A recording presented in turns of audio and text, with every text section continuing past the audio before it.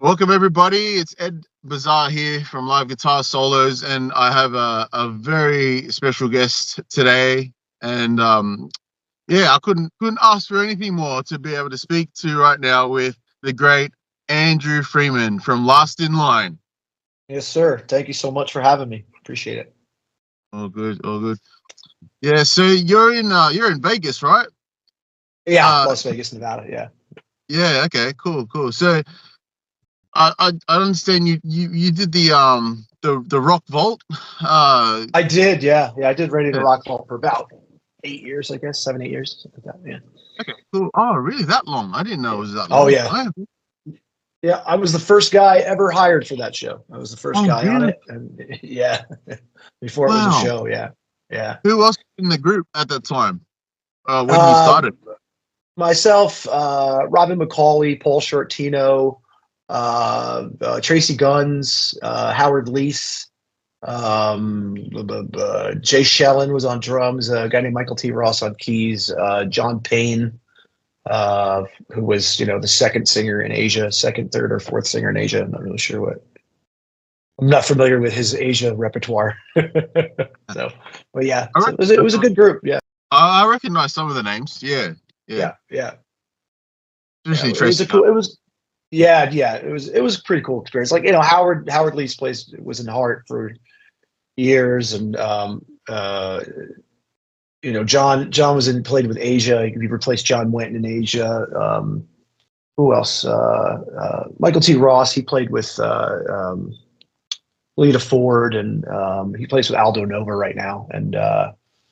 And Jay Shellen's actually playing with Yes now. He was in a band called Hurricane years ago, and so yeah, everybody's still kicking around, still working. Just none of us are in the show anymore, except for Michael. Michael's the only one who's still in the show. So yeah, cool.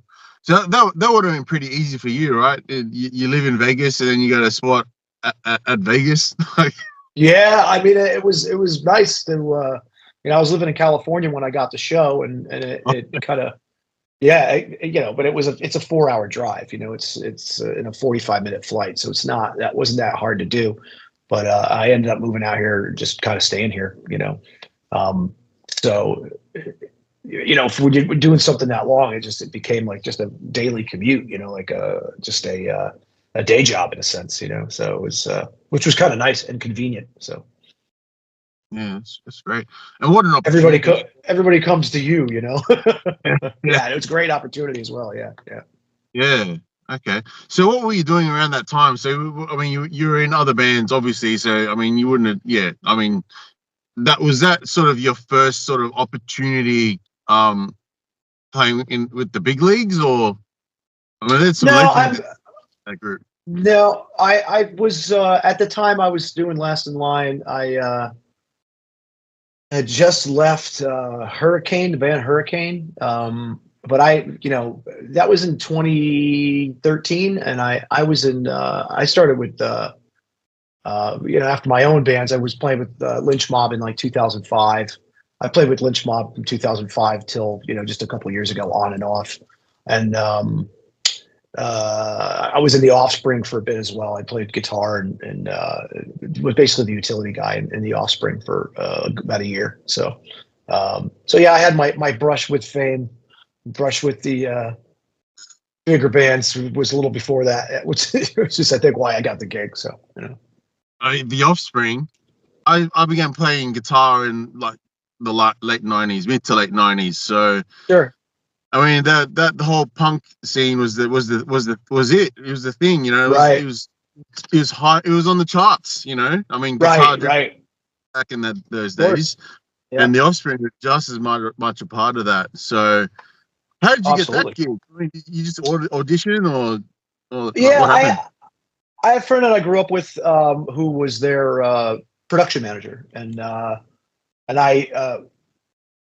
worked for them as a guitar tech for once or twice when they're in the studio, and because where they were recording was basically about a mile away from where I lived, so I just started going over there and kind of get to know the band and stuff, and then at one point he said to me, "Hey, we're looking for a utility guy. You want to come audition?" Like, yeah, absolutely. So I went down, and it was like me and 4 other guys, because I guess it was a real quick thing. They had dates coming up. They needed to do it as fast as possible, and I slid right in there, you know. So I had, and I've met, I think, 3 of the other guys that auditioned, you know, over the years, and I was just like, oh wow, I got it over you. Wow, that's kind of cool, because these guys are, you know, one of the guys, he's just a phenomenal guitar player and a great singer, and he's still, you know, he's still doing stuff. I mean, they all are still doing stuff, but I think he's way more talented than I am, you know, but, you know, just, they wanted what they wanted, I guess, you know, so.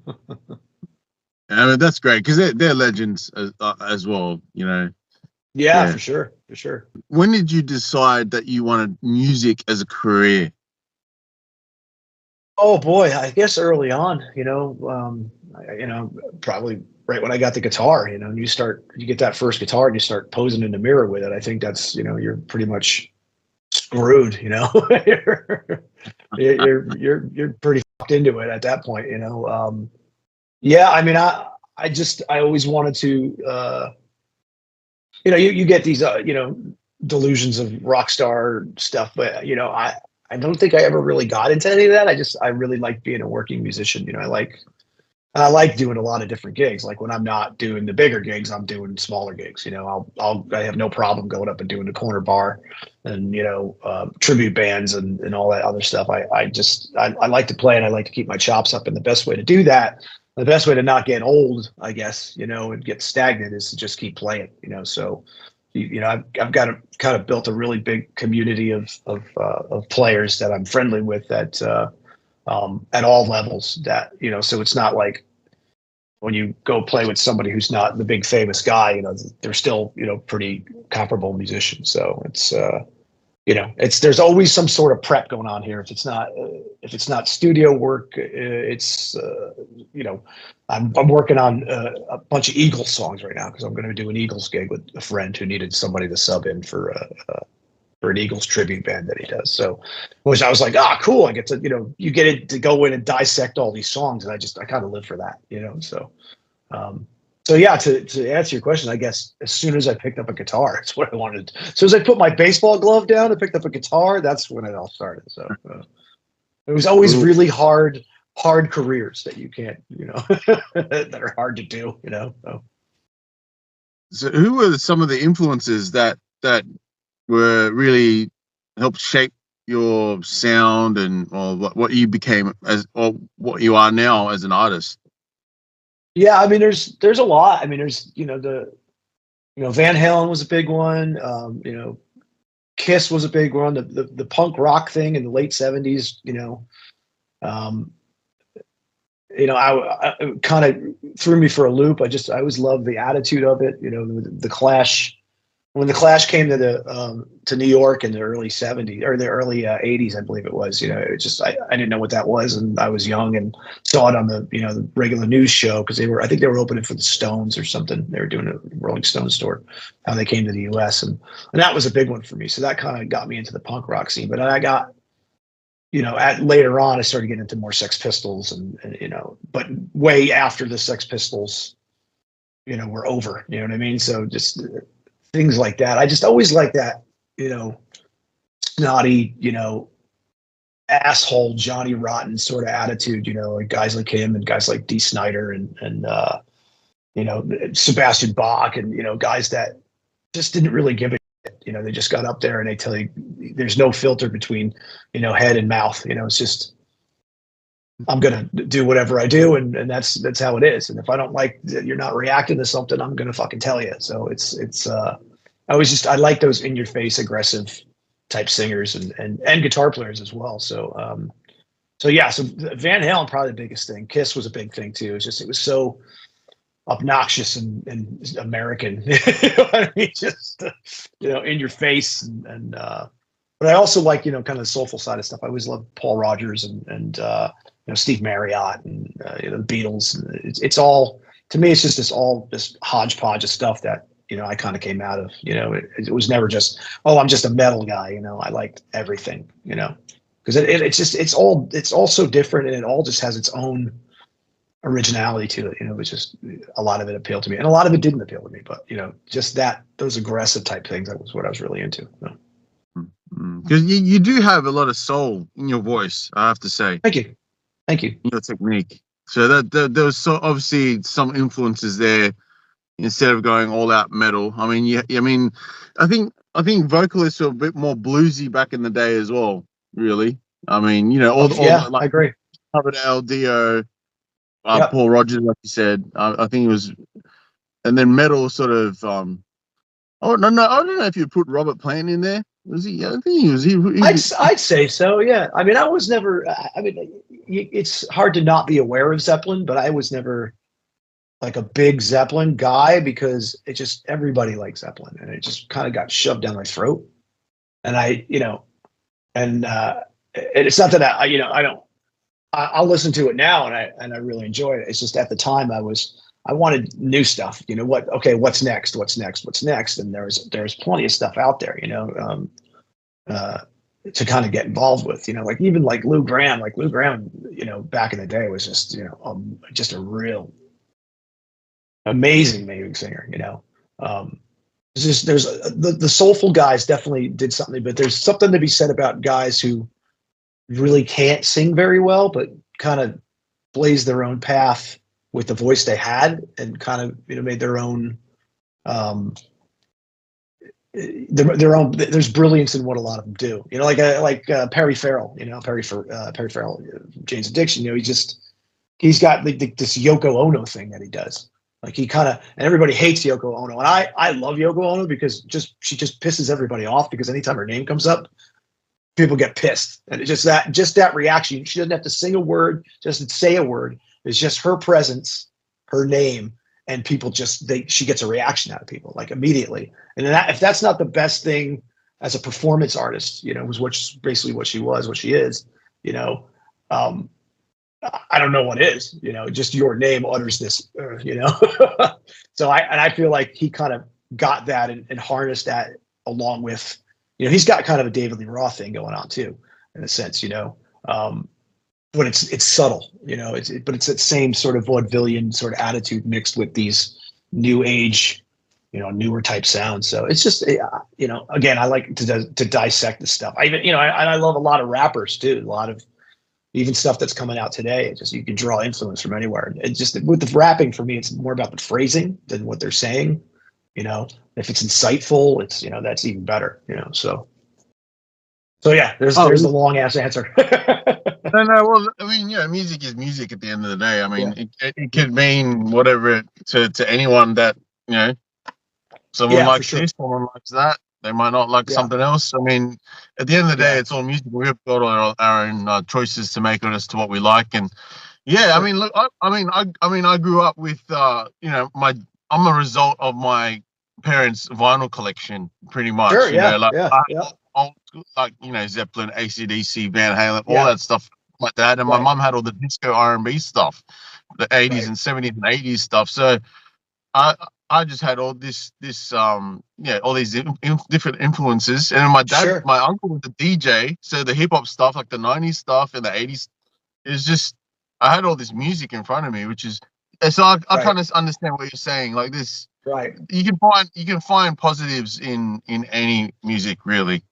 Right. I can find solace in anything, in any sort of music form. Like there's always something. If you get tired of a style, or or something just gets kind of old to you, there's always stuff out there. And I'm not a big proponent of when a fan of when people say music's just not the same anymore. It's not this, like, well, you're just not looking hard enough. If you're expecting mainstream radio to give you what's brilliant out there, they'll hit it sometimes, but they don't hit it all the time. You got to go digging, you got to really go digging to find stuff, I'm with my kids too, they turned me on to a lot of great stuff that I've never heard before, just new rappers, new artists. And I think they get surprised sometimes because some of the content is not something they think I want to hear.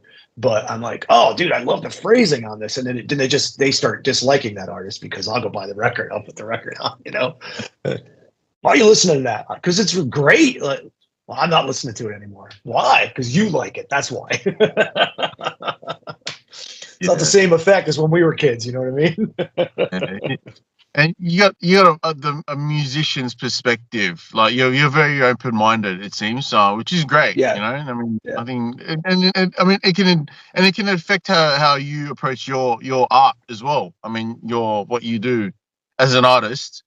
I think so. In positive ways. I mean, to look for, and always search for something different rather than just rest on and just do the same old thing all the time. Right. I think it's great to be open minded. Yeah, for sure. I mean, and it helps too when you're stealing from other people. If you're taking a hip hop phrasing and you're throwing it into a rock song, and sometimes people don't hear it, until you start singing it to them. Well, that's the thing. People, how sensitive are people these days? Every single day I'm hearing, court case this, court case that for stealing. I'm like, what has happened to creativity? If we're influenced by something, what are we supposed to just get something out of nothing? Like, I mean, but whereas other artists that aren't going to court, and you'll notice then, they ripped that. They just told me who their favorite artist was. I don't know what song that was. Right. It's creative. You got to be creative in your thievery, my friend. Yeah, I know. Yeah, and disguise. In disguise, exactly. Yeah, exactly. Yeah, that's funny. Yeah. So you're a guitarist, right? So I know you play guitar, but you began your music with guitar, right? I did. Yeah. I was always a guitar player in a band. I have a brother who, tried to be a singer, and but he was one of those guys. He had a unique kind of a thing, and he was a good front man, and he had a personality for it, which is 90% of it. Half the time is just having that personality, but that's where it started, and I go from to other bands, and I just kind of fell into singing because nobody else could, So I was playing guitar, covering for the singer, which is kind of what the Offspring gig was. It was just kind of doubling what he was doing, and along with the 9,000 tracks that they run when they play, you're doubling what the guy does, and I got to the point where I was like, I might as well just I was just singing, just go sing it, and it was really easy. It was a lot easier because you don't have to bring a lot of gear, you don't have to wheel around a bunch of guitar gear. You just kind of show up and do your thing, and so. Yeah, great. You're not just coming from a singer only perspective. You're coming from a musical knowledge. I mean, people always talk about how Sammy Hagar came in and his collaborations with Eddie were more musical, obviously, because he was a guitarist. Yeah, right. And he'd play on stage as well, like during gigs, Right. I mean, and which is different, obviously, to David Lee Roth, which is great in its own right, but sure. I think definitely their Van Halen's sound just opened up wide to so many different different sounds, really, didn't it? Yeah. I think that sounds like you're sort of at yourself. Yeah, I mean, I get kind of both sides of that coin because you have a guy like Dave who's just a brilliant showman, and he wants to bring every song as an event. You know what I mean? Every song is a performance piece, as well as a musical piece. So, if you watch those old videos of them, the old live videos of them, the kicks and the moves and all the different things that they did to bring those songs to life. It was very vaudevillian, and it was very, it was a show, but they also had songs, like they had great songs. So that combination of this, master, this virtuoso player and a guy who is all about the show, I think you could write all these different songs. I remember somebody telling me about reading a story about Alex Van Halen running into somebody in a bar, and somebody was wearing a cowboy hat at the time, which was completely out of style, and he just basically was like, "You're not going to sell any records wearing that hat." Like, got nothing to do with the music. Just you're not going to sell any records wearing that hat. So, but then Sammy's kind of came. That was a weird thing because they came in. They were both established. He was established as a solo artist, and then the Montrose stuff, and those guys were they were the mighty Van Halen, and so yeah, I think you're right. It was more song based and not so much worried about the image of it, because if you look back at some of those videos, they don't, they're not like completely in fashion and for the times or whatever. And that's when the Hawaiian shirts started coming out and that type of stuff. So I don't know. Like I love both eras of Van Halen, but just like everybody else, I'm partial to the Dave era, but the Sammy era, it's great stuff. Like the music is great, and to say, people will say, oh, they shouldn't have called it Van Halen. Like, I mean, you call it whatever you want. It's just mom and dad break up sometimes, and, and some other guy comes in and sings dad's songs, what I mean? So you just got to roll with it, and I love both eras of it. And it was like a more mature Van Halen as well, so we all kind of grew up in my age group anyway. We all kind of grew up with that, I was that change. I was in high school when that change happened. So it was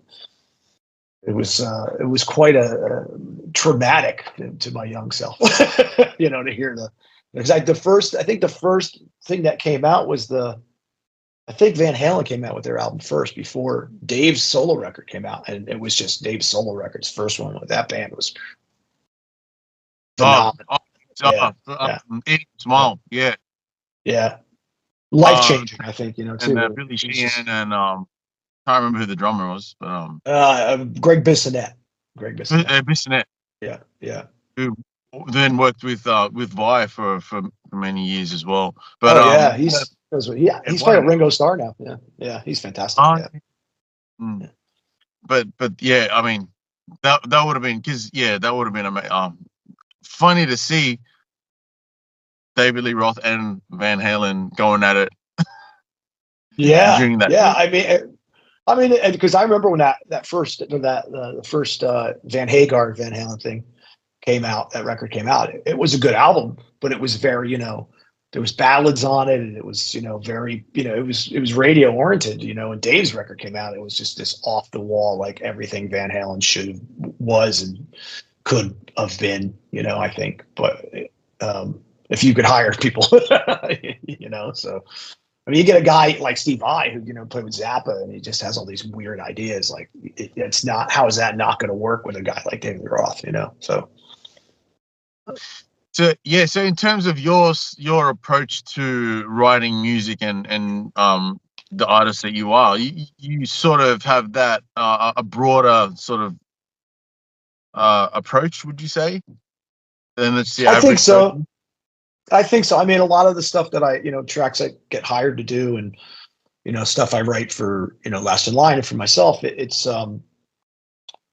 more, well, not with the exception of myself, because I kind of go in a different directions, but it's all rock based, so for me, it's about keeping it interesting and not, having the whole fire and desire sort of thing where, using the same songs to rhyme, it's a weird thing because, like, when I write for Last in Line, it's I have to have in the back of my mind that there's an audience that wants to hear a certain thing, There's a Dungeons and Dragons audience, if you will. They want to hear about dragons and rainbows and shit like that, and that's just not my style, So I'm not going to. If I could kind of dip my toe in the water with that, I will. But I try to. Just to get obviously when you're doing this, you want people to like your music. So so there's a little bit of that. But you're not. But I try to. You're not Ronnie James. I'm not. I'm not trying, and I'm not. Yeah. I'm not trying to be, and I don't want to be. Like, I'm not gonna. When I first joined the band, Vinny said to me, "Oh, you got to dye your hair black," and I'm like, "I'm not dyeing my hair black."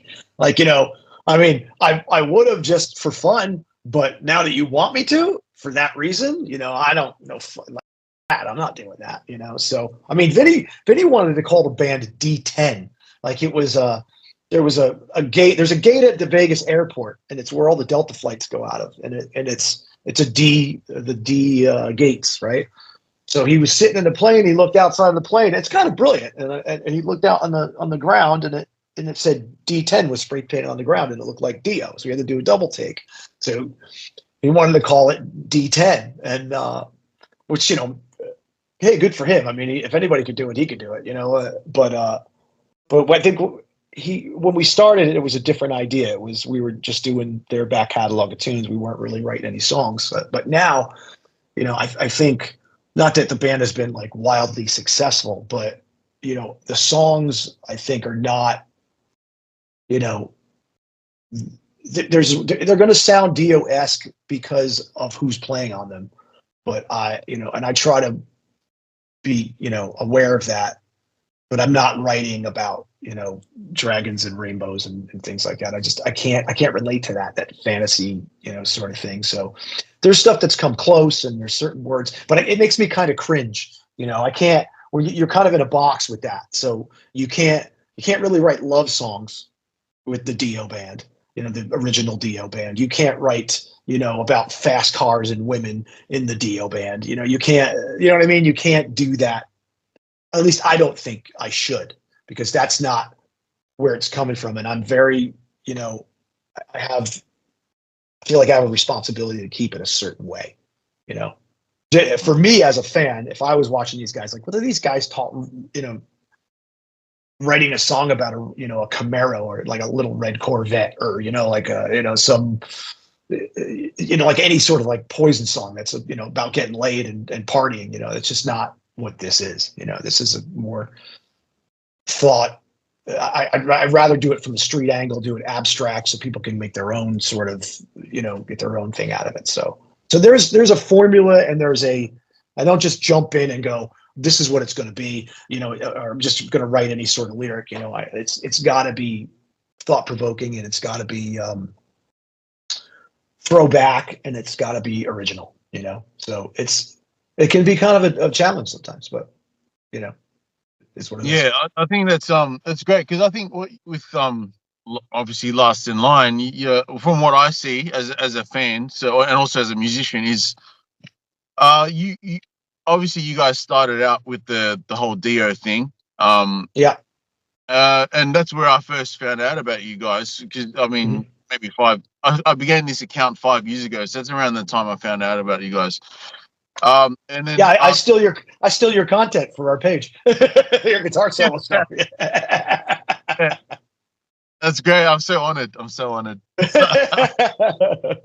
you for that. But the thing is, like, I saw it was you guys were playing Rainbow in the Dark in one one video, and I was like, what is this? Are you serious? I had no idea you guys are even around. So I learned so much more since I began this account of guitarists everywhere and whatever. But I was like, I grew up listening to Dio. My dad had the albums. He saw them live in '83 or something in Australia. I mean, you know, I mean, it meant so much to me. And obviously, look, I knew the band, but I learned about what you were all about from that experience. But then I did my research, and listened to what your originals were like as well. So, but I found that you paid respect to Dio with playing the covers, obviously, but also had your own signature style. There's a lot of depth to the lyrics. It's like you said, it's not about women and fast cars and all this. Yeah, but you had sort of and be sort of cognizant of the fan base as well. What do they want to hear? And that's a respectful approach to the fan base as well. I appreciate that. I mean, again, I do make an effort. I don't know. It's nice to hear that, you know, somebody actually is paying attention and notices that stuff, you know. But again, it's hard to recreate somebody who was so brilliant, you know, somebody who, you know, I never want to be like the guy that slags him or, you know, or their legacy, because, you know, again, like the first couple of albums, they were a band, you know, it was the band Dio, it wasn't the man Dio, it was the band, you know, and so I think that line gets blurred sometimes, and they forget about, you know, what these guys brought to the table in that mix, and for me, you know, it's stepping into big shoes and trying to be respectful and not, you know, get, you know, fruit and bottles thrown at me at a show when we break into one of our songs, you know, like, you here's our subpar song. Now we'll get to the other ones in a second. You know, I'm trying to make them even, but I know it's like this, but I'm trying to get them there. And I think we've done okay. I mean, we have, you know, close to 40 songs now, you know, that are, you know, 30 some odd songs out now. And I think we did a good job. It's just, you know, and we're also not saturated. We don't saturate very much because we, you know, we really don't have a choice because of the other mega band that we're connected with. But, you know, that's the other thing too. We have a big following of Def Leppard fans as well that come to see us and who have no idea about Vivian playing with them, you know, about their back catalog of stuff. They have no idea. You know, maybe they might have heard Rainbow in the Dark, but, you know, and they're coming from more of a pop metal, you know, sort of place. And, you know, so how do I get the, you know, 45-year-old soccer mom to dance around like, you know, she's listening to Pour Some Sugar on Me, you know, because again, those guys are fast cars and women, you know what I mean? And there's nothing wrong with that. It's just not what I do, you know, so not where I want to live, you know, for sure. So, I mean, look, I love Def Leppard just the same. And as do I, yeah. Vinyls that my dad had, I just knew about them, like High and Dry, all the early stuff. Yeah, it wasn't until I started playing guitar, I got into Hysteria and all that stuff. But I get you. It's sort of got an AC/DC sort of vibe in that sense. Whereas what you've got with Last in Line is totally different. But I'll have to say it seems effortless. It doesn't seem like forced. So it's interesting to see your perspective now. Describing the efforts you're going to of being normal for that. Yeah, I mean, just an integrity of the music sort of thing, you know. It's just for me, you know, I do a lot of, you know, I do some sessions for like Escape Records. I've been doing a ton of sessions for them this year, and you know, a lot of that stuff sounds more Dio-like than what we do.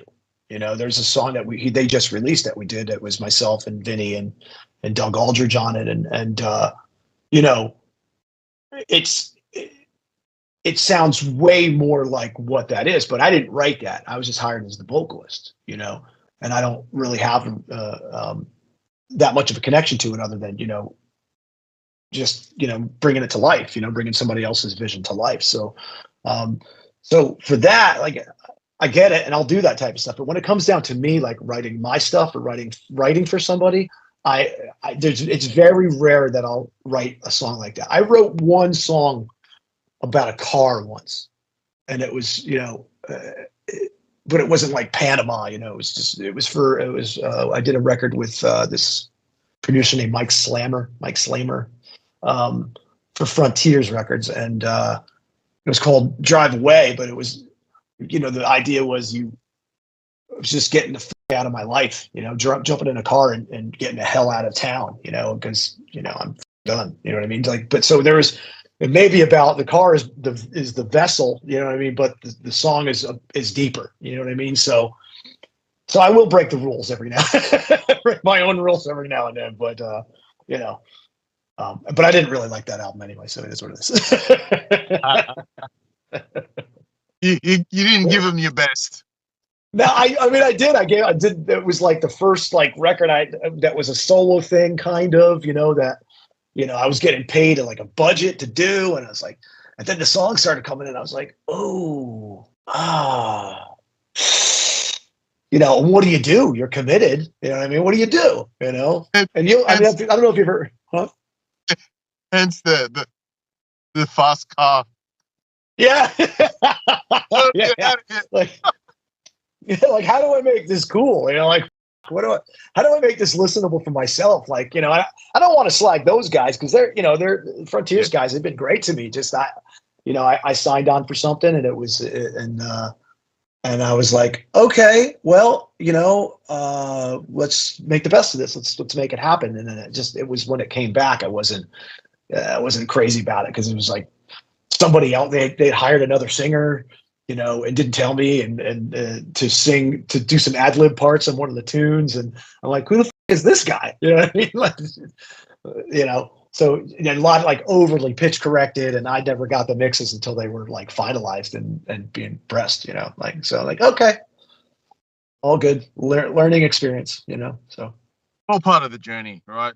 It's all part of the journey. Yeah. I mean, and there's worse things, I could have been at a terrible job that I hated, swinging a hammer somewhere, or, but my thing was I made money, making a record that I'm not really crazy about. Like, I can live with that, We'll get back to Last in Line, but since you're talking about different vocalists, I just want to just briefly talk about, I mean, you had an opportunity you were with Great White. I was, yeah, for a very short amount of time. Yeah. You guys had creative differences, or I believe? I mean, you have to actually be creative to have differences. I mean, the creative thing about that gig was just showing up. You know what I mean? So, yeah. I mean, I got friendly with those guys, mostly with Michael Lardy, who I still like to this day. I think he's a nice guy. He just was in a bad situation. I may have done an interview or two about it where I was a little pissed about it, but about how it went down. It was just because the whole thing kind of went down sneaky when it was a sneaky thing when they how I was dismissed from the band, and so I reacted. But they contacted me because they were really. And nothing against him either, because I like him as well. Mitch Malloy was a guy I replaced, and who's great. He's fantastic. And I've known about Mitch since I was a teenager. So he was always this rock star guy. So when those guys got together, I was happy for him. I thought, wow, that's a really good idea. Like he's people know who he is, and he's been around for as long as those guys have been around, and it's a good fit, and he looks great, he's not a young dude, and he looks fantastic and looked great with the band and all that. So they contacted me and they said, it was through the singer from Trickster, Pete, contacted me and he said, "Hey, Great White needs a guy to fill in for him. Are you interested?" He says, they called me, I can't do it. I said, "Yeah, sure." So they had a gig with Foreigner. They were opening for Foreigner up in Northern California. And I guess Mitch couldn't do it. It was a rescheduled thing from the pandemic. So they had to, Mitch had another date. So, hey, can you cover? Yep, no problem. So I went and I did that date. And then, Lardy and I started just talking about, oh, we'd love to get you in the band, blah, blah, blah. And I'm like, yeah, well, we can talk about that. That's cool.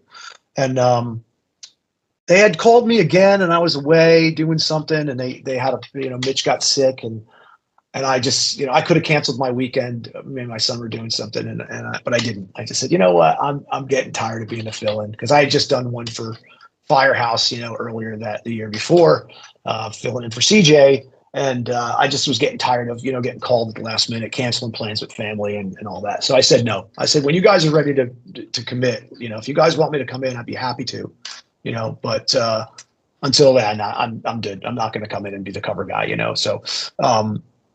So anyway, so they long story endless, they were really chomping at the bit to replace Mitch. They had a bunch of summer shows, and I said sure. So I went in and joined them in June, and I think I was out by October. So, but it was, again, they were good shows, and not my favorite band musically. I did like their first record, but even like proficiently, like two of the guys in the band are really great musicians, and two of the guys aren't. And so that was a bit of a challenge, but the checks were nice. It was good. It was good, steady work all summer, and I had nothing going on, but I did have Last in Line dates that I told them about. And we just made a handshake agreement and said, hey, they wanted to get through the summer and I was available. I said, if it doesn't work out, we'll just shake hands and part ways. And it turned into what happened? They were plotting. I couldn't do a show. They changed the date. It was on one of my Last in Line dates that they knew about. There was a communication issue between the agent and the band, and then the one guy in the band and the other guy in the band, and that was it. So they tried to pull something on me. I kind of caught them in the act, and I said, on a Sunday, I said, you better get somebody else to do Friday, because I'm not coming. So, So I know they say that they fired me, but and they were planning to fire me, but I kind of cut them off at the pass, because I was like, hey, send a text message like, say, hey, if this is my last gig, I'd like to know now, because I was, between not between you and I, but I was bringing my son on the road with me. We were doing something that weekend, and they were planning on firing me with my son at the show. Like one of those, hey, it's been fun. Here's a beer. We're not using you anymore. I'm like, wow, that would really go bad for you. If you did that, that would go really bad for you. So you better, if your guy's ready to go, you can bring him in on Friday, because I'm not coming. So, and that's, and it didn't have to end that badly, because again, like I like those guys. They're nice. The majority of them are nice guys. So, but yeah, I did it for a few months and sang all the tunes, and now I'm the guy who didn't work out. So. or however they spun it, every blabbermouth story is, oh, this guy replaced this guy, and blah, like, dude, it wasn't that dramatic, it's just, I came in, I did the job they asked me to do, and then that was it. So they decided to go a different direction. So I think you mentioned once in regards to your vocal technique or style didn't really suit with what they wanted. Is that true? Those guys? No, I don't think so. No, I mean, I went in there with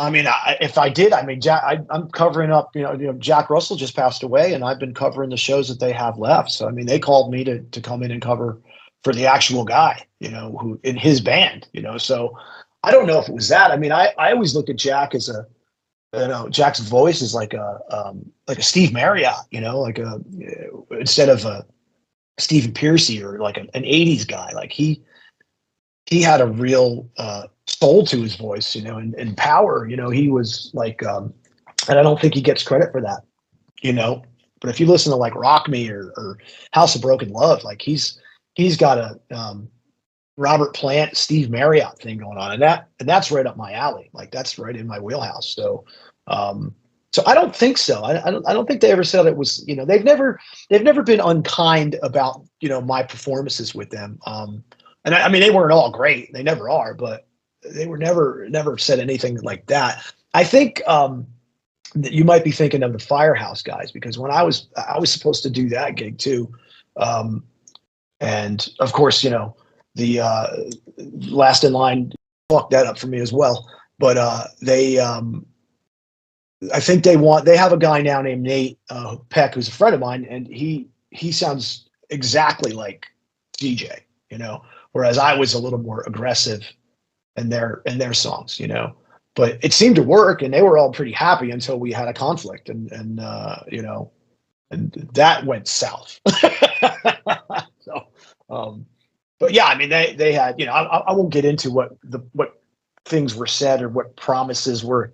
Not promises, but what I was expecting and what they said was going to happen, because they knew about, CJ being sick for a long time, and they were planning for it, it would inevitably, his passing, so they kept working through his whole sickness. So, but yeah, that might've been it, because I, definitely when I wasn't available, they're like, well, they'd say, hey, can you do this gig? It's like, no, I can't, I wasn't available.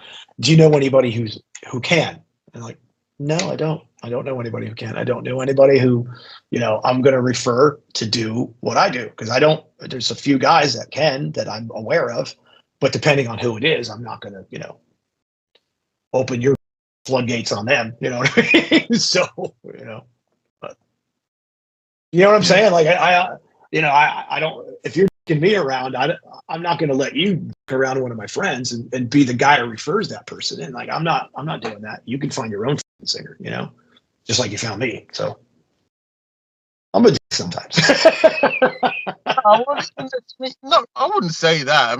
It's just like anything. Like if you're at any job, right? You got to deal with personnel. You got to deal with conflict, and there's gonna, misunderstandings. It's just like that, really. Everyone's got their own sort of opinions on what should or shouldn't happen about certain things, but I think that's also the dynamics in a band. That's the thing too, man. Yeah, it's the same thing. Like, if I'm a pro guy, like I'm very confident in saying, that I'm a pro guy. I'm a pro musician.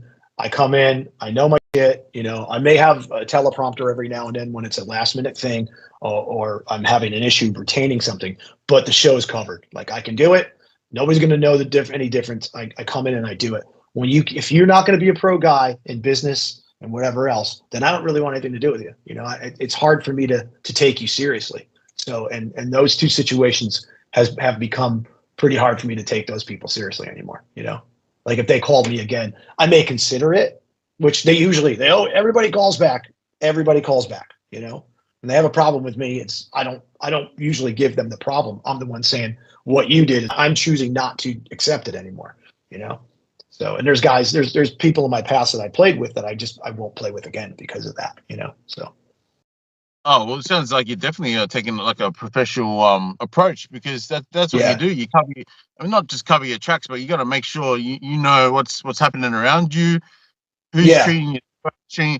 Oh, you'll know the difference. Oh, this guy just wants to hang around and is probably lazy. I don't know. Like, I mean, you can tell the difference. When it comes back to you and affects you, you can back yourself, because it's like, I've done nothing. I've just done what I'm here to do. Like, you know, I'm a professional. Yeah, I mean, I'm pretty easy. Like, I don't need anything. I just kind of show up. I'm completely self-contained. I don't need gear. I have all my own gear. I have my own stuff. I do my own monitors, you know? Like, I don't even depend on a monitor engineer. I do my own stuff, you know? So I'm very self-contained. And, you know, a lot of what happens in this business too is people like dangle the carrot in front of you, like, oh, you know, you can have this, you can have this. And I don't fall for that. You know, because I'll always work, because I don't put restrictions on myself on what I'll do from work. You know, if it's musical and I want to do it, I'm going to go do it. You know, I'm doing a Def Leppard tribute show on Friday. You know what I mean? Like, the week after that, or 2 weeks after that, I'm doing an Eagles tribute show after that. And then the week after that, I'm playing with with Jack Russell's guys, you know, like it's all relative. If you want to support yourself, you got to be able to work, you know? So, and if you can't have that prestigious gig that's supposed to be this, oh, you can have this, like, please, I could have a couple of them right now. I just don't want them, you know? So I don't want to deal with what I have to deal with to deal with those things, you know? So it is what it is. That's respectable. That's respectable. Yeah. Okay, so let's get back to the last in line. I mean, yes, sir. Sorry, I'm rambling. No. I sort of went with that because I thought that was unique. So that's a good thing about these interviews. Sometimes I'm not just stick to the script sort of. I want to see. I love it. More about that can sort of flesh out whatever about your career and that other people can learn from. So I think it's great. I think it's great. Thanks, buddy. Okay, well, cut me off if you need to. Okay, so as a guitarist yourself, and obviously myself, just to know the influence that Vivian Campbell has had on metal. I mean, with those 3 albums with Dio, influential, you'd have to say. Yeah. I mean, and then he had his little thing with Whitesnake. I don't want to make this too much about Viv, but I'm just saying, just trying to like to come to last in line what you're doing. You know, the Whitesnake, then Def Leppard, and it's like, and like I was saying, when I saw that video, Rainbow in the Dark, and he's doing the solo, I was like, what the hell? You don't know what it meant to me to see that, because it's like, this is what we wanted to see for 20 years or more, you know, like him actually shredding out like we've always done, like, you know, he did Hot Licks videos and all that, you know. So here he is again. I had that on VHS. I think I still have it in the garage on VHS, believe it or not. Because my family owned a video store, you know, we had a chain of video stores, and so I ordered the stuff and make copies for my friends and all that stuff. Yeah, so I think it's in a box. I found it maybe about 2 years ago. I was going to bring it with me, but it wasn't the original with the box. It was a copy of it, you know. So this Vivian Campbell Hot Licks on it, you know. But yeah, like not a lot of personality in that video, was there? Like just shut up and play that dude, right? Yeah. Oh, for sure. Yeah. And the thing, so just to see that and you guys together and learning that this is the original Dio band, just big time. I mean, and for yourself, did you ever feel? I know you're a professional just as they are, as much as they are. Sure. As you, but did you like sort of pinch yourself and think, man, I'm with the Dio band right now? It's just you know, there was a time, I think, when we first got together, because I had been playing with Vinny, but I went through it with Vinny and Jimmy Bain and before, like, cause I did some sort of cover thing with Jimmy and Vinny, and it was like, the first time you walk in a room with those guys, it's like, wow, this is cool. Like I played with Vinny in Lynch Mob for a hot second, and so that's when I met him. I remember pulling in the parking lot of the rehearsal space, and he's taking his own drums out of his trunk, and thing about Vinny is he's always got this, like, he's always got a cheap commuter car. Like, he doesn't like have a big SUV like you would think, or some sort of, van for his gear, or like a cartage company dropping his stuff off. No, oh no, he's got a little sedan, and there's a bass drum in the back seat, and he's like a straight up working guy, and I think that's why him and I have gotten along so well over the years, because we're both from New York, and we both kind of have our that working class sort of thing. So yeah, I mean, I got that feeling, but then you with him there, and then when he called me to get together to jam with these guys, yeah, it was. I knew Claude was there as well, the keyboard player. So I knew I'd done something with him already as well. But when Vivian was in the room, it was like, well, this is pretty fucking cool. Like, this is the band. But in the moment, I had a session across town, and I had like 40 minutes of break. I'd set up with the guy, like, because I was doing, it was a rock vault session. We were doing like 30 classic rock tunes. So we would play these songs. I'd be the guide vocal, and then I'd leave, and they'd recut some of the guitars. They'd fix everything up, and then we'd move on to the next one. So I had about an hour, I'd say, of break time. So we got done, shot over to the rehearsal studio, and walked in, and there he was. And I was like, wow, this is pretty cool, But then there's a time where that, things got to go out the window, where that whole fanboy sort of thing has got to go out the window. Like, you'd be like, cool to meet you, blah, blah, blah. And keep your calm and not be like, oh man, I'm such a big fan, blah, blah, blah. You can do that. And I have done that, but I feel like some of these cats just like lose respect for you when you do that. When you start off with that, like, I'd rather just go in and keep it in my head and go, this is cool, but I got to fucking work right now. I in a kind of related thing, I did a tour, the first tour I did with George Lynch. I'm going to reference my brother again, because him and I are, we're estranged. We haven't spoken in like over 10 years because of things like this. We're about to do the first rehearsal, and band's warming up or whatever. And I go to walk in, and he stops me and he goes, "You sure you can do this?" I haven't sang a note yet. So right away he puts that doubt in my head, so you don't need that kind of help. Like, well, now I'm thinking about it, if I can or not, I can't, but I'm in game mode. Like, I'm ready to go. So I went in and did what I did, and it was fine, but that's just it. I think from situations like that, I kind of have this game face, going with a game face, and I stay pro. And if conversation comes up here and there about, their epic show at the Cow Palace or wherever Australia 83 or whatever, then I'll let on that I know certain things, but I'm especially now, it's more, I don't know. I don't want to say it's not, volatile is the wrong word. It's more, just second nature, I guess. It's more like phone rings, like, what's he want? You know what I mean? So, but but I do have one of those statues somewhere. His Plinko head that when I'm doing Last in Line records, it's the Def Leppard figurine. I put it on top of the speaker, so that's like we're actually working together. That's cool. So yeah, and I got the I don't know, because I'm blurred, but the Hearing Aid record is up there with and Ronnie signed it. But I know most of the guys on that record, and I've never had anybody else sign it. And I mean, I feel like I should have, especially with the passing. When Jimmy passed, I should have like these guys all sign it. But I just kind of like, Ronnie's on there, and I think that's good for me. So, because I never knew Ronnie, but the other guys I knew, so I have personal relationships. So that's all here. I don't really need it to be, so everybody can see it. You know what I mean? So, but the core of your question, yeah, there was a moment where it was like, yeah, this is pretty cool, but there might be times here and there I'm like, you look around and go, yeah, how'd I end up here? You know, and then I get the check and I go, what the fuck?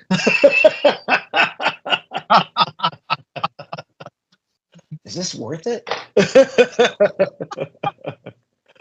But at the end of the day, you're a professional. I mean, and they're professionals as well. And you're all in the business of music, but not only that, you're creating amazing music at the same time. So, yeah. So that's how you guys formed. Like you just got because you were already working with Jimmy and Vinny and the keyboardist you said, and they gave you the call up, and that was it. Yeah, I mean, I was had done some cover shows with Vinny, and I was at a rehearsal space working with Jimmy again. It was Jimmy, myself, and Craig Goldie.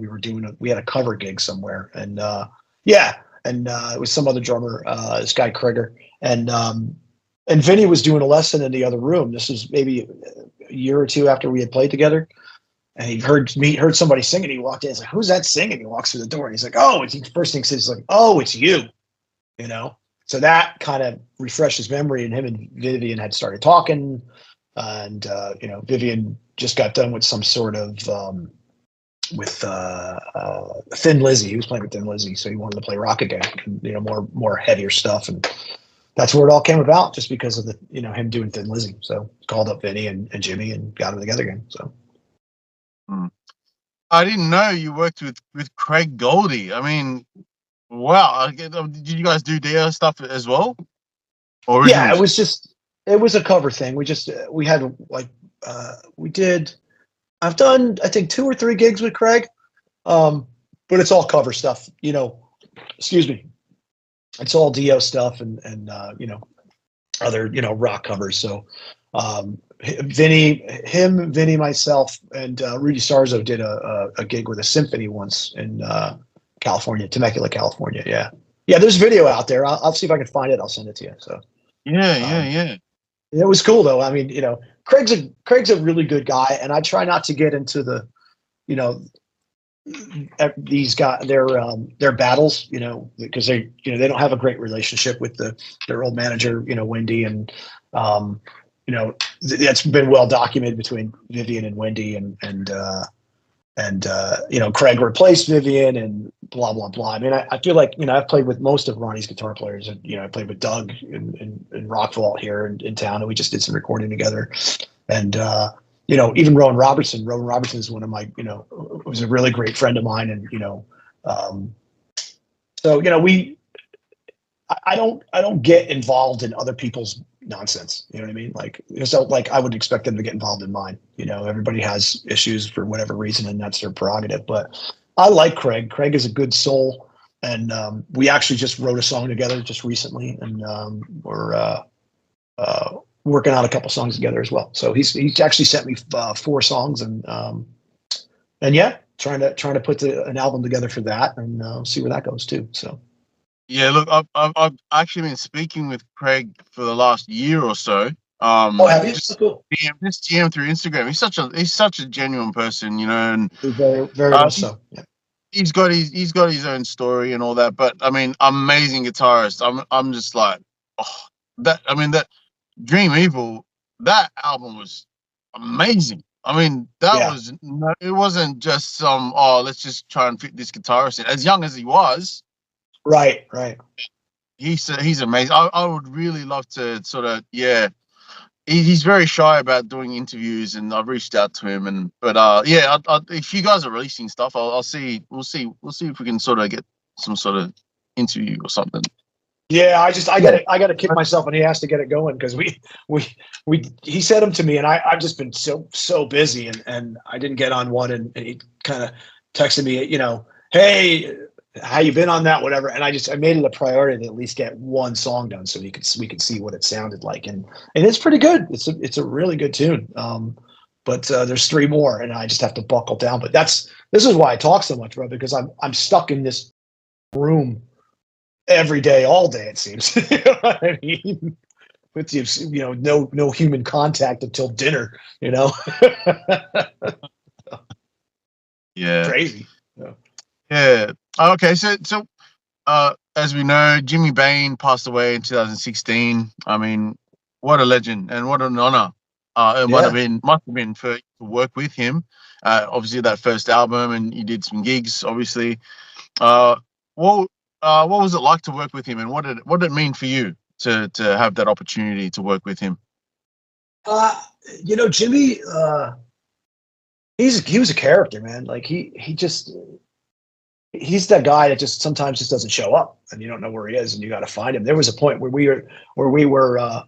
we paid for a cell phone. We were paying a cell phone bill just so we could keep it on, so we could find him, and even then you couldn't find the guy. So like, he's just the epitome of it's a true rock star. Like, he was the guy. He lived his life the way he wanted to. He, partied through the whole thing, and he's one of those guys that could be asleep and he wakes up on the downbeat, like he'd just be sitting there with his bass on him and just, ready to go.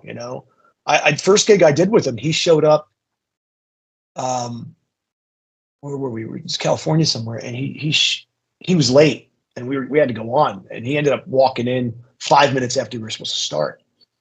And this guy walks in, he's got like a Steinberger bass, he usually has the bigger basses, but walks in with this headless Steinberger bass, plugs in, and that guy he had a Hawaiian shirt on, and he was a little heavier at the time, so his belly was just like out to here, he was with this Hawaiian shirt. I'm like, what the fuck? Oh man, what are we in for? Like, what? That guy killed it. He just got up there and just tore the ass out of that place. He was so good. And that's just what he was. He was not just a bass player, but he's just an all around well-rounded musician. And it was a pleasure. We had some stuff because of, his lifestyle, but I miss him. He's always funny and always a pleasure to be around, and still friendly with his daughter. His daughter lives in London, and after he passed, I got a little developed a friendship with her over the past couple of years, and so we still kind of go back and forth about it. She sent me some recordings, just him playing acoustic guitar on a cassette player, like a cassette tape she found, that she had digitized and then sent to everybody, and so yeah, I miss him. It was a joy to play with him, and just with that background and his massive musical ability, So what an honor that must have been. Yeah, for sure. Yeah, I agree. Mm-hmm.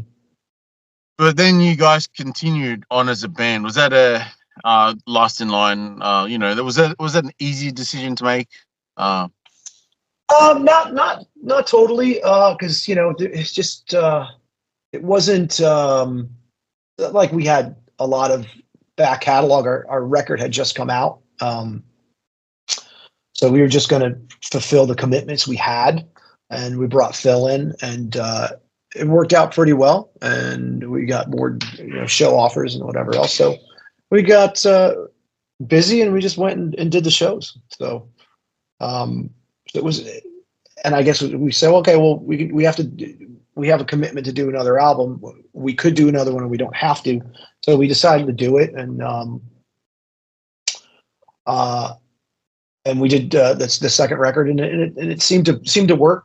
Phil's a little different as a bass player and a person, so but it worked out. It's kind of the same idea. You have two guys from the UK and two guys from New York. Same formula in a sense. So it seemed to work, and Phil's a great writer as well. He's a little more meticulous about things and a little more of a pain in the ass, to be blunt, about putting more parts and more parts and more parts and just playing and playing and playing. Whereas I think myself personally, I like to get it done, and the guys too. We just like to bang it out and get it done. So I don't mean pain in the ass in a bad way, just that he's a little more meticulous and more of like I think more of a progressive sort of songwriter in a sense, So yeah, it's that was what basically happened. He came in and it felt okay, so we started. We just kept going, And again, like every day we do this band, to me is a surprise, that we're still doing it, because I don't expect it to go, past yesterday, So So the second record was a surprise. The third record was another more. Now we're doing the fourth one, and it's another. It's like, oh, you guys want to do a fourth record? Okay, let's do it. So. Well, there's obviously chemistry there. I mean, no doubt. I mean, you guys have formed your own sort of. It's got that. It definitely has that old school '80s metal vibe. Your sound, but I mean, these guys, Vivian. I mean, they've matured. Since the '80s. Their sounds matured. Sure. His solo style's matured a lot. I mean, it was great back then with a lot of the speed stuff, but now he's much more melodic and sort of spaces things out. But then he shreds at just the same. He selects his moments. So it's.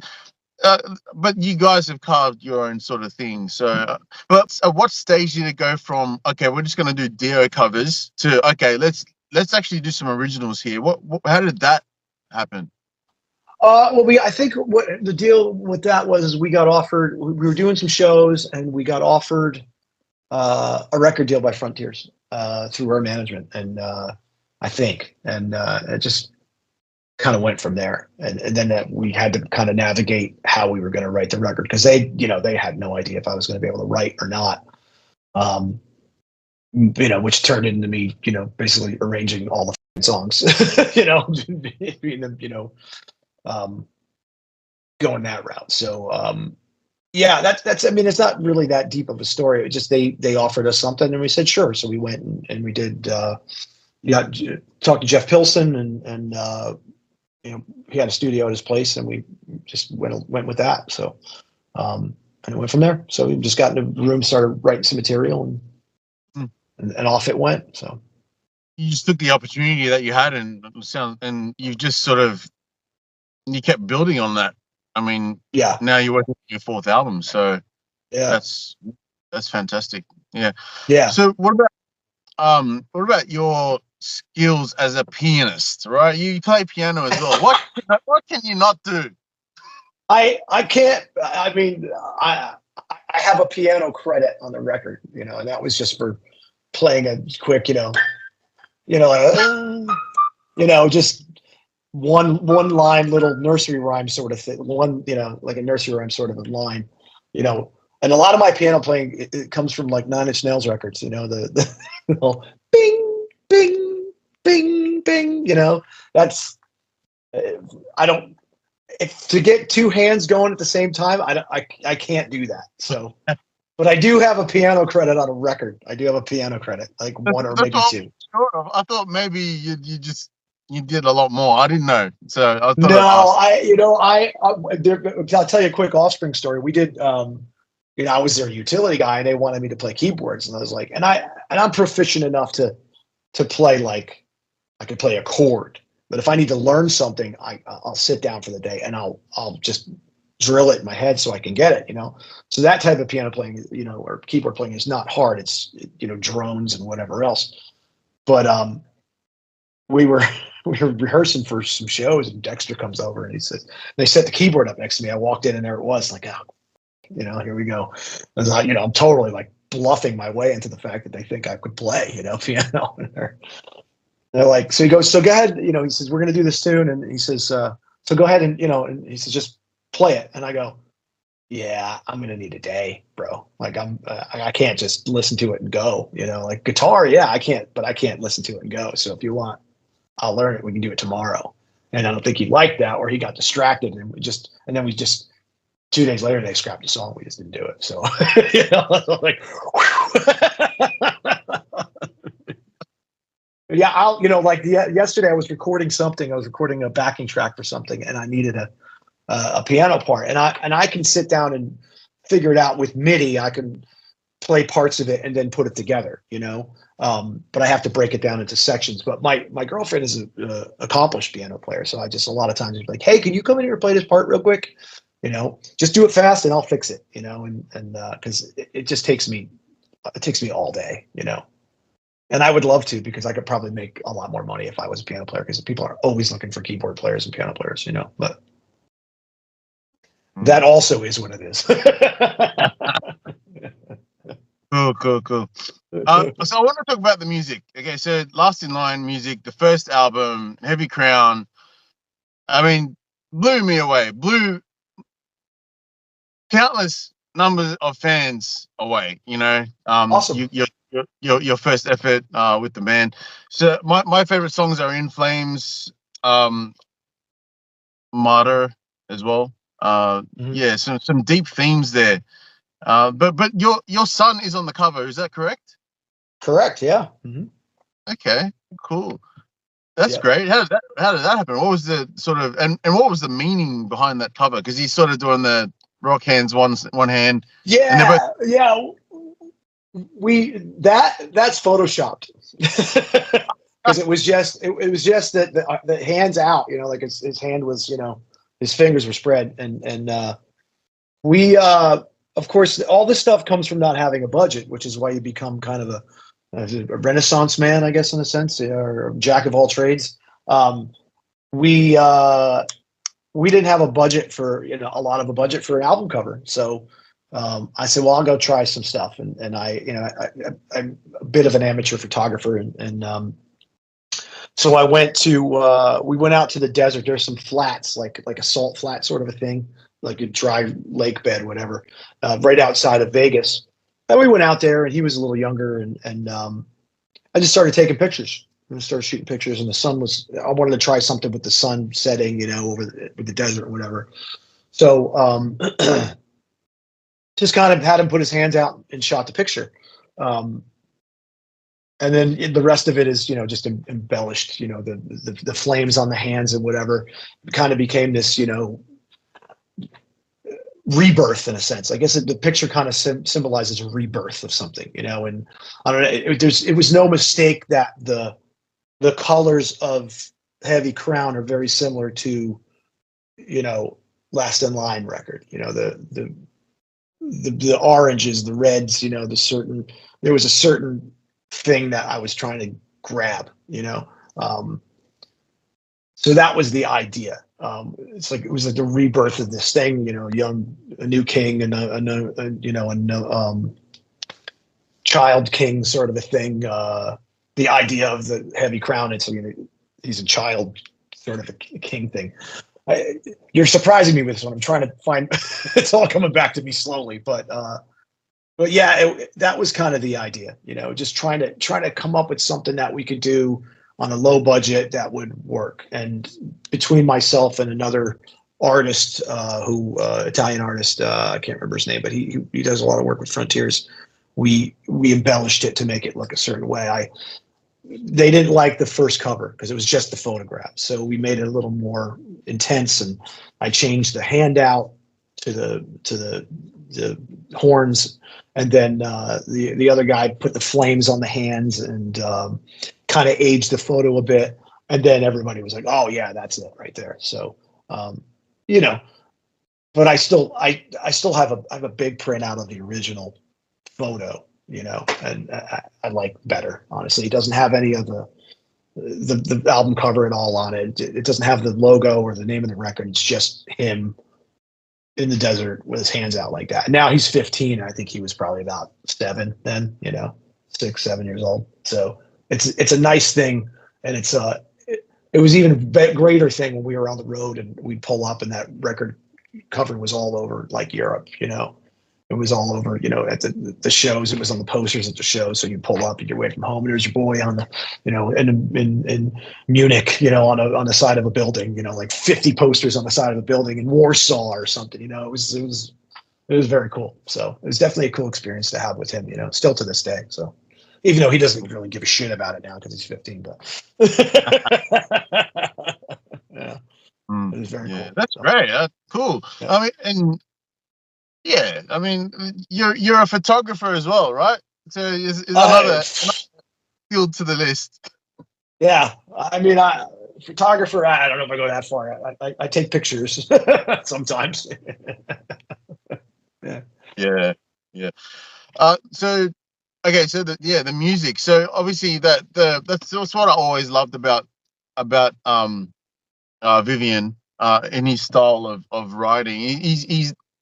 He's technical, but he's got more of those hard riffs. You know, they're not right. And there's a bluesiness to it. His style, where you can sort of rock out more. It's not as, I don't want to say it's it's less technical, because it's just as technical. It's just more harder sounding. I mean, it's sort of the effect that AC/DC has. I mean, it's just hard, you know. It's just right.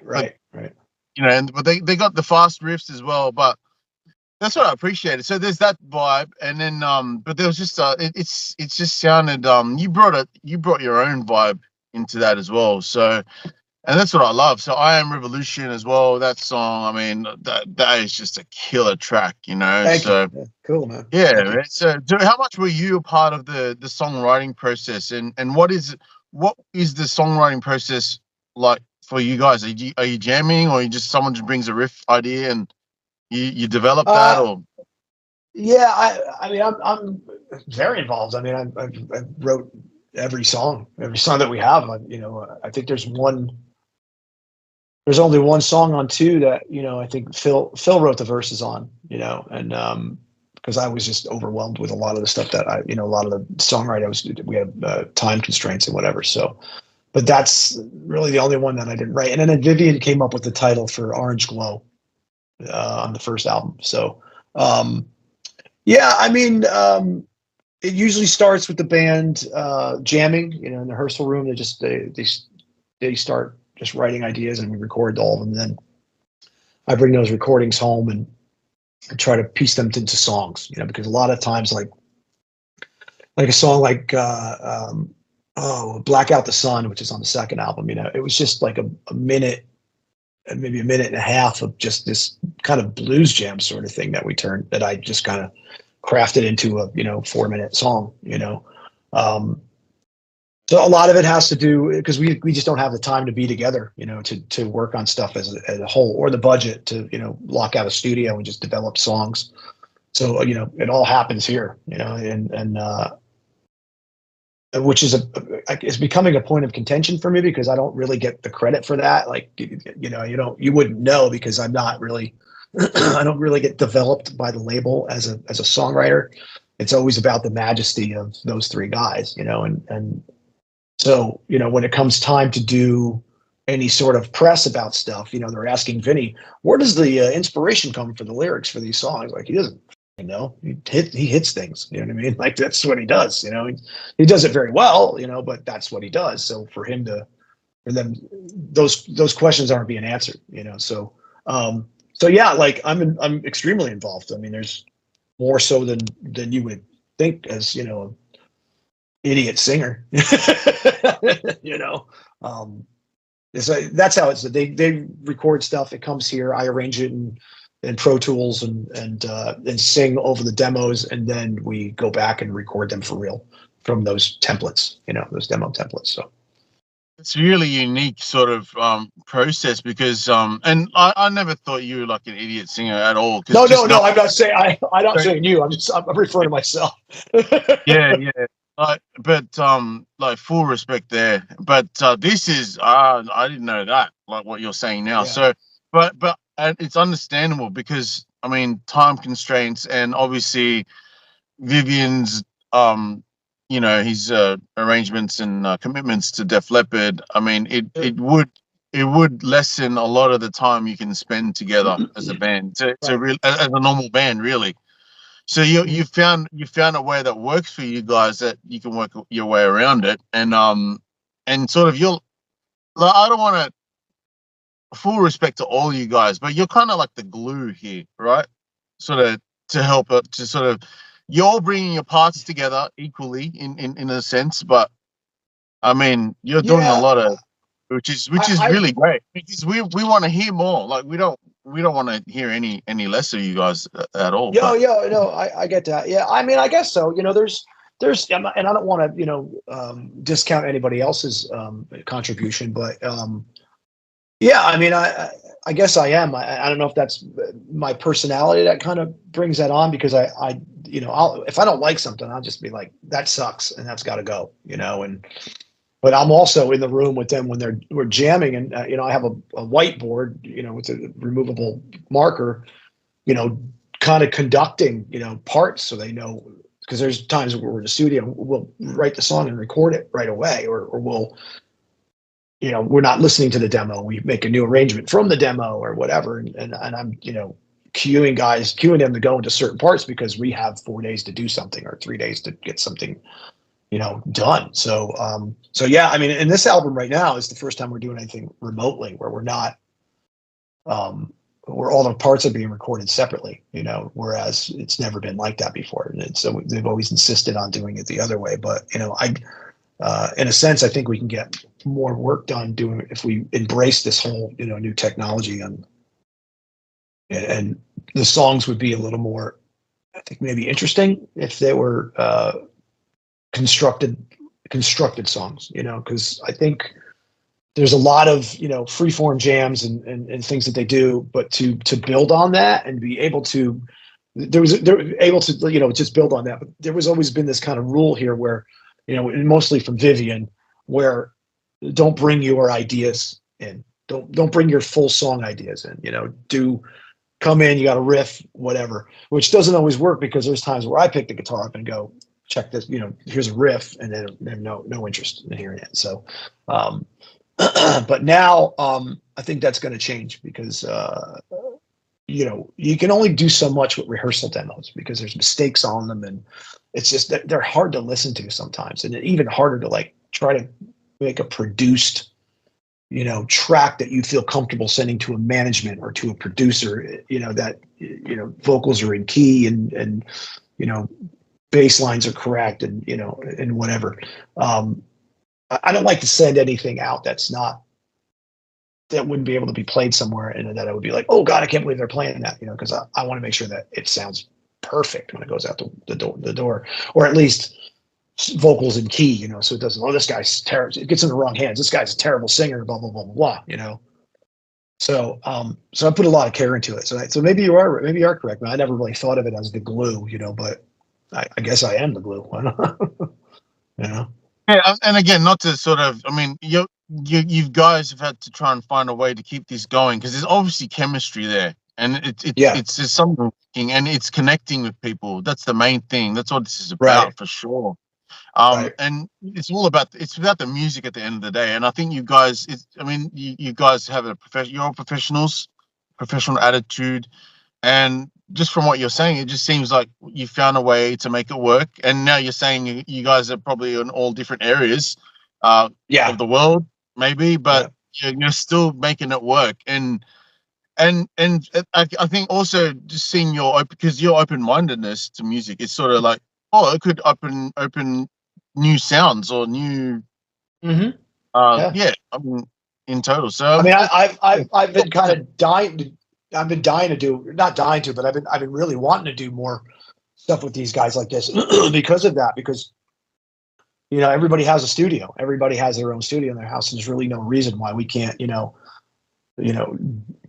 record stuff, record riffs, and just go back and forth with the riffs, and then make a song out of it. Everybody has the knowledge to do that and the ability to do that. So why are we taking 3 years between albums? When we're not getting any younger. So why? We should be putting double albums out of stuff. We should be releasing cover tracks. Why not? We were talking about doing. We did last year. We did that Beatles cover, Day in the Life, and we did that. That was the first thing we've ever done remotely, and it came out pretty good. So it was talk of maybe doing a double album, like one originals and then covers thing. And we were talking about doing like a Sex Pistols tune, and we were going to do maybe a Gary Moore song or Thin Lizzy song or whatever.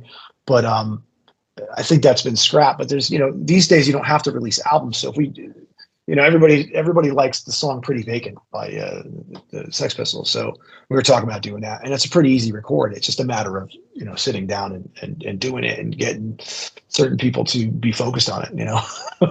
To bang the stuff out.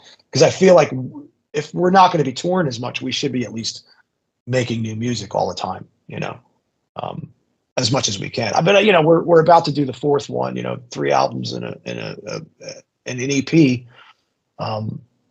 For us, it's a pretty big accomplishment, I think, for a band that just is a part-time thing, So, but I would love to do more, I would love to do more because for me, it's just a form of expression, and to be able to work with that combination of musicians, it's quite a thing,